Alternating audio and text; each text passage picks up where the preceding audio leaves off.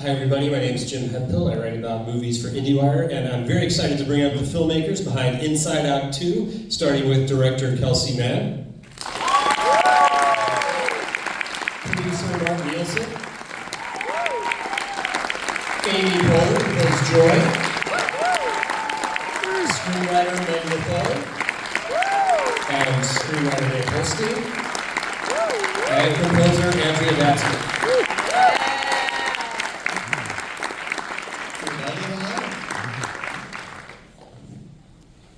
So I guess Kelsey and Mark, I just want to start at the beginning. At what point, when do the internal discussions start at Pixar about creating a sequel to Inside Out? Does it happen pretty fast on the heels of the first one? Does it take a while? And what are the very first steps that you take toward making this thing?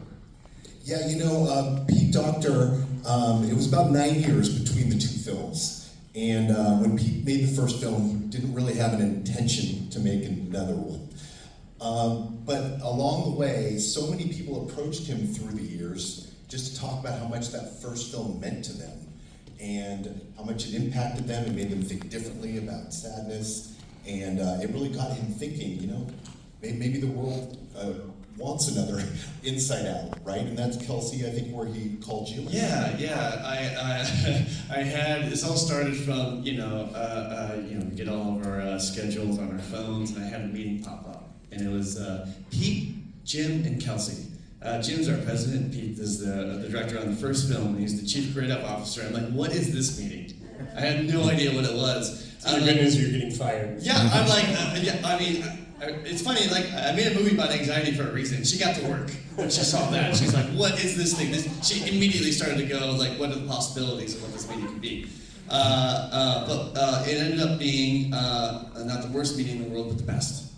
Because Pete talked a lot about what Mark was talking about, and he said to me, I think there might be another story there, and I think you'd be a good person to go off and think see if there is something worth telling.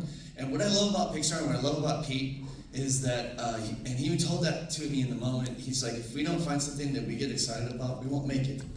And so it always has to come from a place of story and having a good reason to tell another story. Were you at all apprehensive about, given how great the first one is and how much you have to live up to and how much people love it? I mean, was that creating anxiety? Did I feel the pressure? Did I feel a little pressure following up one of people's favorite, not only animated movies of all time, but just movies of all time? A little bit. Yeah. Just a little bit, no. And I felt the same way because I loved that movie. And I worked at I didn't work, Mark was on the original film, but I didn't work on the first film. I was at the studio, so I would go and watch the screening and give notes. But really, I got to see the film from your guys' perspective, which is an audience member, and it was kind of really helpful for me as a director because I could, all I'm trying to do is get myself in your guys' shoes, and what do I want from that perspective? And I got to make it happen, which is kind of cool. Well, obviously, Amy, you were an integral part of the first movie, and I'm curious, before we talk about Inside Out 2, I'm just wondering, when you were making the first one, did you know what you had, or were you shocked by the overwhelming response to it when it came out? Well, it was a huge learning curve because it was like my first experience with Pixar, which is its own beautiful, magical machine, and to be to watch how they work was really something. So, but I think I did think it was great. I really did. I think from the minute I started working on it, I thought, this is so beautiful and interesting and deeply funny, and so I think I knew it was very special. I was honestly in the first film, I was just worried about my performance, just hoping it was good, hoping people wouldn't be annoyed by it. Is it coming across like that? I was a little bit more inside my inside. Yeah. Well, and so, talk a little bit about that whole experience of being in Pixar, because that's something I find fascinating. Whenever I talk to anybody who's been involved with Pixar, it does seem like such a different way of making movies. And what surprised you about it, and what did you like about it? Well, I feel like the people on the stage can speak to it better than I can, but I'll just say what I was blown away by was the amount of work to get it right. Just super, like whole. There's tons of movies that are gone that were just so much trying stuff and screening stuff and losing stuff and rewriting and re-recording over and over and over again. Such diligent work, patient work with really talented people. Because I think when you work with talented people, there is certainly a sense of, I was coming on film. It wasn't like Pixar was like, gee, I wonder if we know how to make a good movie. And they had made 25 for Inside Out or something. So it was like, it's hard not to be like, we know how to make a good movie. But what I learned is that people truly don't rest on their laurels. Their laurels are very busy.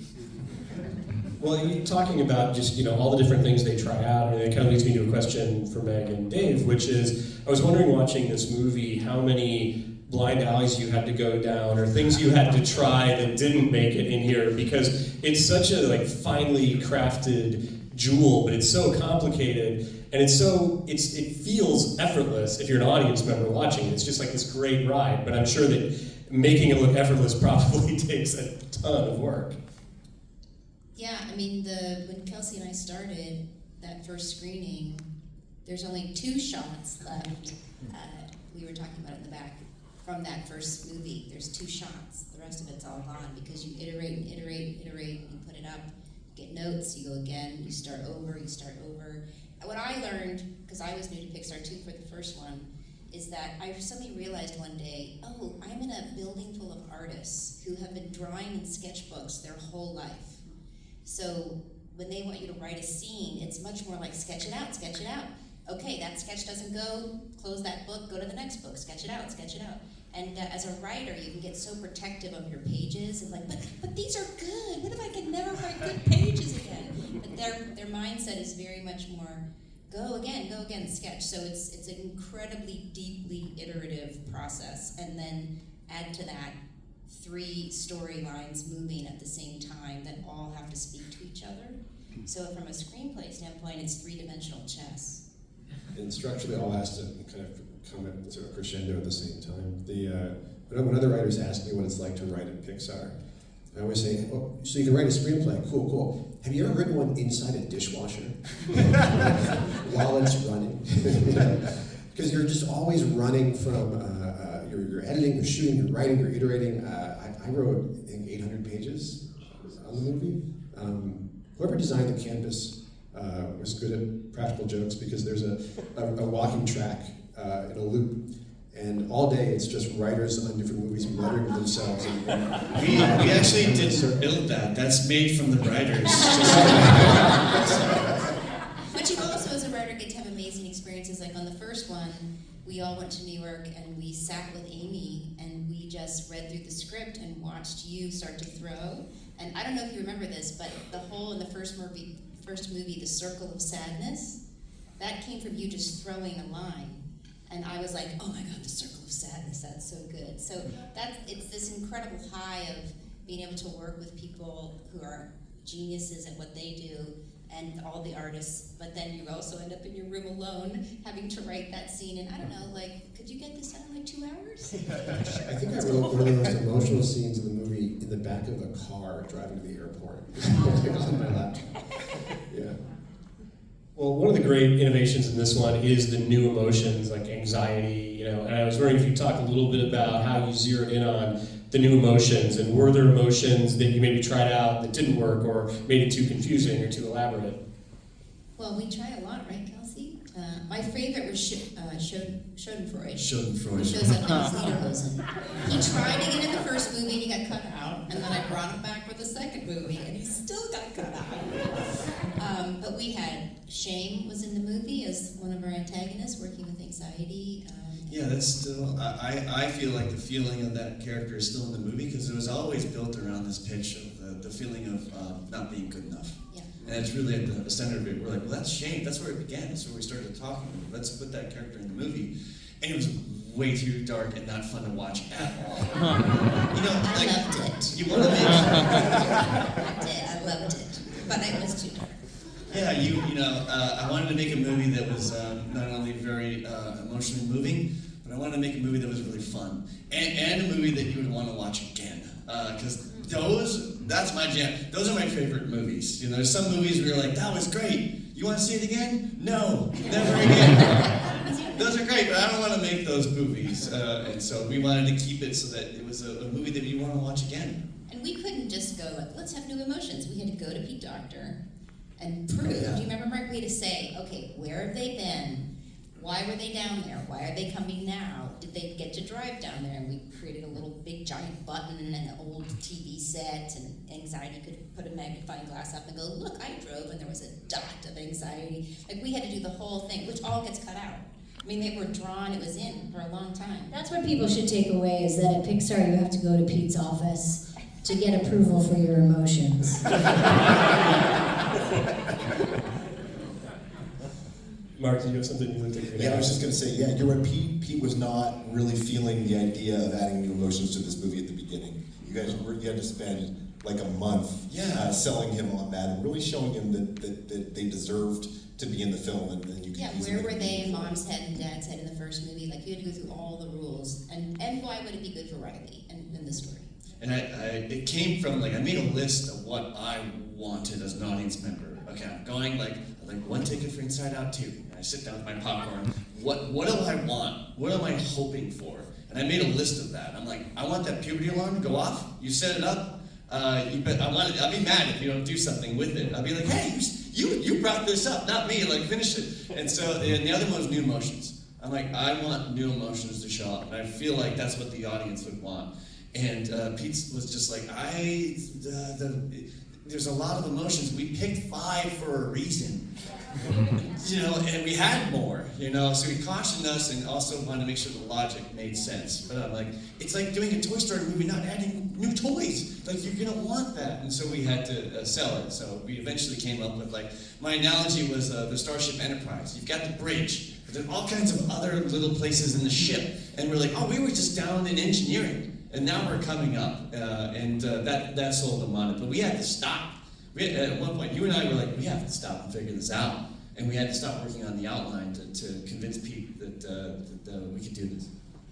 Well, so new emotions means new musical motifs and themes that you need. So Andrea, talk a little bit about that, about composing music for, say, Anxiety. There was a lot to cover with different new emotions. And Anxiety was such a versatile character too. I mean, we're not presenting ourselves with a complete antagonist here. This is also our protagonist, because all of it is Riley. It's such a beautiful message that she wants to protect her with. So that was a great challenge to capture what anxiety feels like in your body and turn that into music, and capturing the alarm sense of it, the get your attention, and then I wanted to feel like hey. It made me very anxious. Did you listen to me? It became very easy to then morph that, take that stuck on alarm and turn it into a march, or turn it into a sort of rhythm that you can get that fades into the background, just like Anxiety. Like, you start noticing it, but you get that consistent message. But one of my favorite new emotions, not new characters to write for, was Riley's sense of self. Actually, we've got so many characters in her mind, and that is the one that's like, that's the essence of Riley, and that was really precious to get to create that musical icon of. Yeah, I mean, well, I really, I love the score. I mean, I was talking with Kelsey yesterday and telling her that I think, it's one of my favorite scores ever, and it's one of the things I think makes the movie work so well. And Kelsey, you were talking about the fact that you come into this as a director, you don't necessarily speak the vocabulary of a composer or music music. So how do you communicate with Andrea to collaborate on this great score? Yeah, you're working with so many people when you do an animated movies. I mean, you guys saw the credits. There's so many people that make these movies. And it's sometimes intimidating because there's so many brilliant people at the studio, and half of them I have no idea how they do what they do. And I remember Pete talking to me and saying, you don't, as a director, you don't need to be an expert at everyone's department and what they do. You don't need to tell them how to do their job. You just need to tell them what the scene needs emotionally. And so when I came to, I definitely didn't have the music theory and knowledge. I'm a huge film score, buff. I love film score, but I don't know the language of it and the vocabulary. And Pete's like, don't worry about that. All you have to do is speak emotionally what the scene needs. That you can do, and that's your job. That's like, you're like, oh, I'm not feeling the dread here in this moment. I want to feel a little more worried for Riley right there at that moment, right there. And then Andrea works with her entire team is amazing. We just had lunch with them today, and they're incredible. And then they all take my thought, and then they're like, figure out what to do, and then they communicate in a language that I cannot even repeat now. It's just amazing. It's a lot of communication that I took as well was within Kelsey emotes. His body language gives you a lot, I think, and that's such a gift because then your words do not necessarily need to carry as much. You can say it needs to be more, and get a lot from that. So that was a real gift. With a stoic director, you don't get that extra level. I jump up on the mixing stage and roll around. Amy, what was your experience like working with Kelsey, and what do you look for from a director when you're making a movie like this? You make a really good point, that Kelsey has a ton of energy, and it can get really, the hours can actually get kind of long in the booth where you start to be thinking like, is this good? And Joy is such an engine, she has to keep it up. She really has to keep it up. There'd be a couple scenes where it'd be like, Joy is sad, and I'd be like, okay, good, Joy gets to sit down. Because you cannot record Joy sitting down.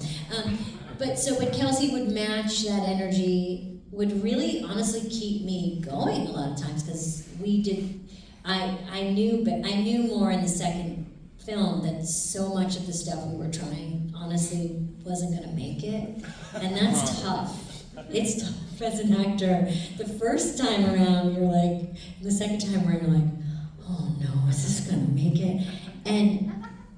But what is so wonderful about voice acting is you really have to swing for the fences a lot. You have to really, you can't be embarrassed, you have to make big choices, and Joy is just this giant person, little person, giant person. And so Kelsey was just really good at truly keeping me energized, because he was energized, and it felt like almost like a training session sometimes of like, let's keep going, you're almost there, 20 more, 18 more, 15 more, but the enthusiasm that he and everyone here had for the project all the time was very contagious and really helped. I think it helped everyone's performance.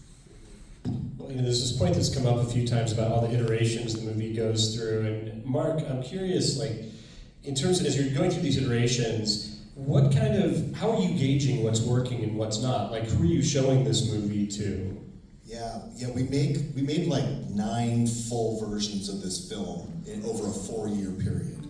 And these are full 90-minute versions you can sit in the theater and watch, And they started 3.5 years ago, where it's storyboarded, and you cut the storyboards together with sound and music, and then you simulate the movie-going experience. We sit there, we invite the crew, we invite what we call Pixar's Brain Trust, which is like the creative leadership, a lot of directors and writers from other shows. You show it to them, and then we sit with them for a couple hours and have a note session in one of the conference rooms. And that's where you learn what's playing and what's not, what's resonating with people and what's not. And then we go back to Meg and Dave, and they rewrite the whole thing. It's really funny when you're in one of those and they start by going, "This has gone backwards." My stomach just went.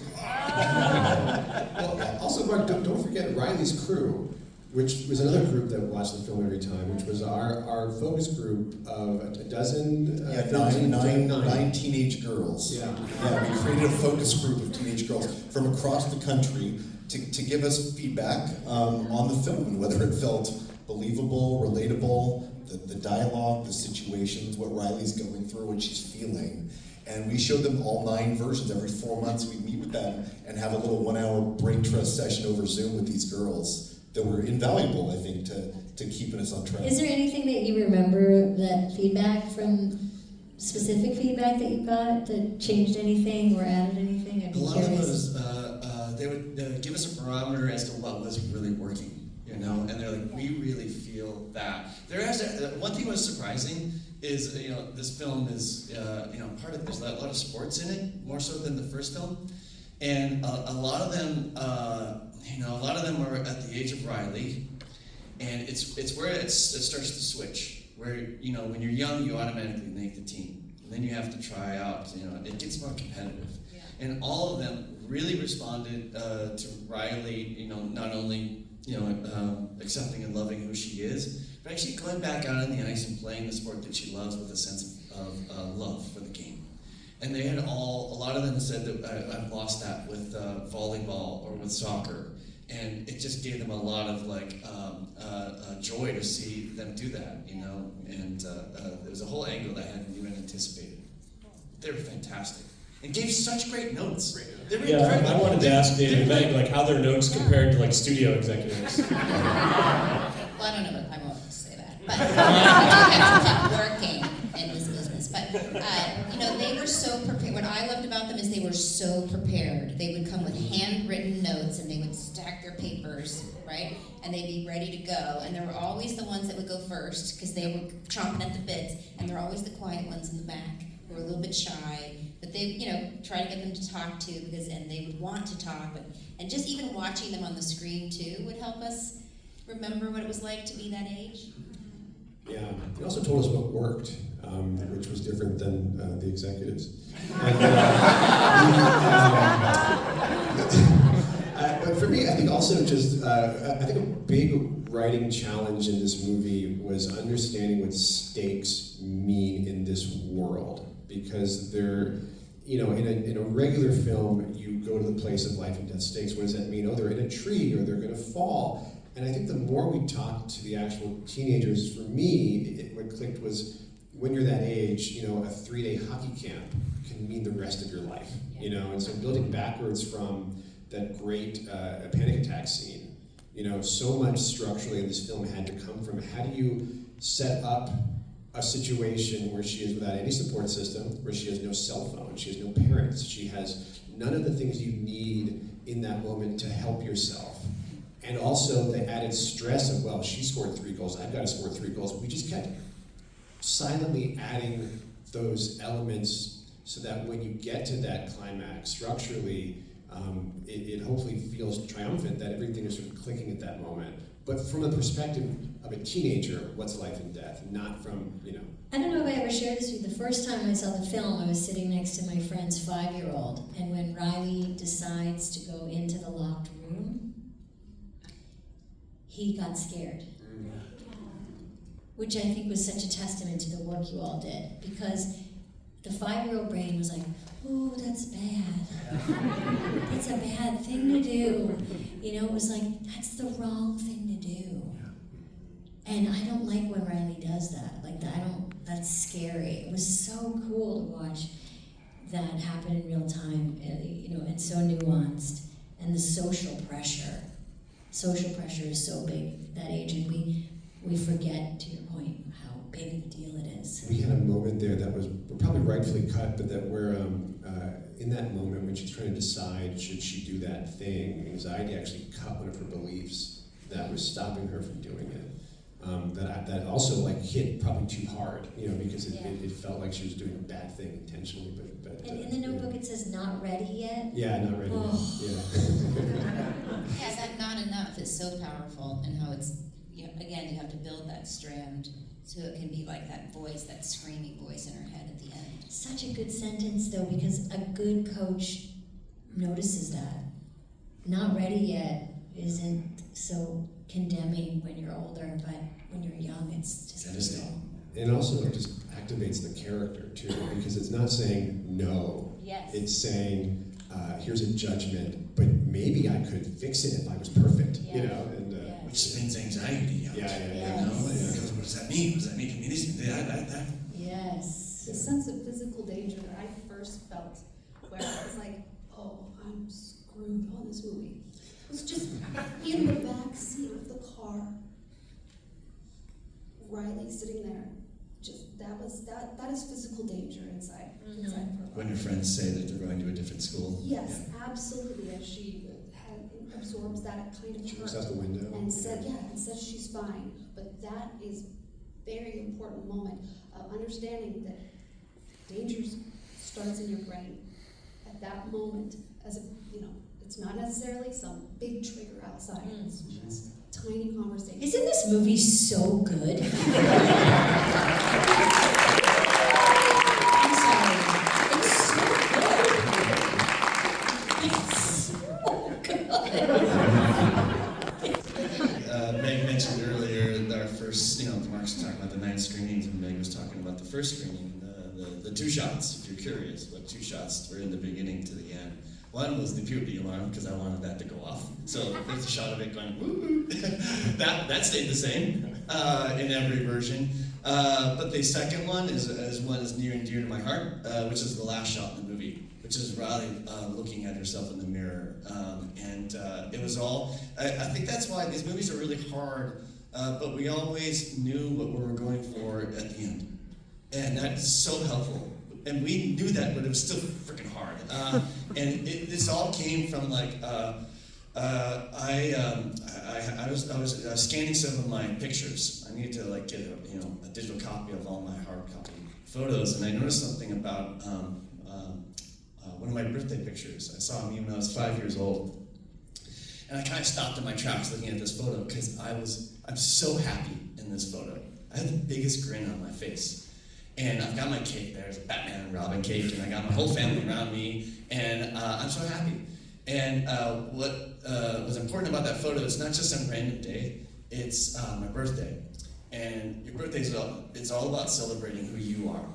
And by that smile on my face, I could tell that 1,000% in on doing that. And then I turned 8 and 11 and then 13. And I'm just sitting there, staring at my cake, wishing I was anywhere but there. I hated being sung happy birthday to at that age. I'm a little bit better at it, and I'm like, and Meg, you were always good at like digging deep of like, why are you feeling that? And taking me into the lava, as you say. I'm like, why am I feeling that? And it's all about, at that age you become incredibly self-conscious. And I didn't like everyone looking at me. I didn't like the attention. And if I go really, really deep, if I go deep, deep down, I was thinking, am I really worth all this celebrating? Like if I go really deep. That's what the movie, that's what I felt at that time. And that's what I wanted to make the movie about, is dealing with that feeling of not feeling good enough and not feeling worthy. And I wanted to end the movie with that image. I wanted people to be able to see this film and go home and look at themselves in the mirror and love what they see, both inside and out. And so that's kind of what this is all built around. I think in a way that kind of answers the question that occurred to me when Amy was talking about the 5-year-old, and I was thinking, the greatness of this movie is that it can have that effect on a 5-year-old. If you're Riley's age, I'm sure it's speaking to you in a certain way. If you're my age, it's speaking to you in a different way. And that's something that's kind of a hallmark of a lot of Pixar movies, I think. And I'm just curious, I guess this could be for the writers or it could be for you or Mark, how do you guys calibrate that, or is it just kind of intuitive? I mean, how do you... I think about this all the time, because I have a 7-year-old son, and I know the movie he's watching is more of a Looney Tunes cartoon at that age. He's not getting some of the headier stuff. But I also know the thing about a Pixar film is you watch it like every 3 or 4 years of your life, and he's going to see a different film. And how special is that? That when he's a teenager, when he's an adult, when he's a dad, like it's a different movie every time. There are not a lot of films out there that can do that. I don't think it's something we think about consciously as we're writing it. We're just trying to write the most honest, universal movie. That's the really interesting thing about art is that you can have that heady idea of, oh my gosh, we have to appeal to all the different age groups, but you're not going to write anything if you're worrying about that and thinking about that. Like we're just going to stop. Versus, Kelsey, why did you feel that way when you were 12? Let's talk about that day. Like just getting really, really specific about that day, what it felt like, where was it in your body, and let that dreamer start to, and that unconscious start to say, well, I guess I didn't feel worth anything. Well, what does that mean? I wasn't enough. And then you go, ah. And you're trying to get down to the human condition, that whether you're 5 or 100, whatever culture you're in, you have felt that as a human being, and you're just always trying to dig down into that. And yes, you're trying to have fun and do all the other stuff and tell a story in 3 different layers and all kinds of things. There's a lot of balls in the air. But you constantly go back to the rudder of your director emotionally. What is this about for him, and why are we doing it? And if you can get deep enough, we can all feel it. So then we can write it, we can write music, we can act, because we are all human beings and we feel that. So it's an odd thing. The more specific you get, the more universal it goes.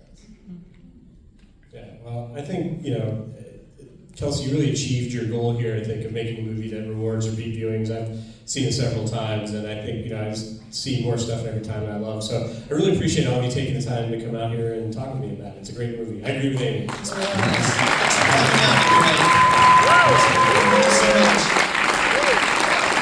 much.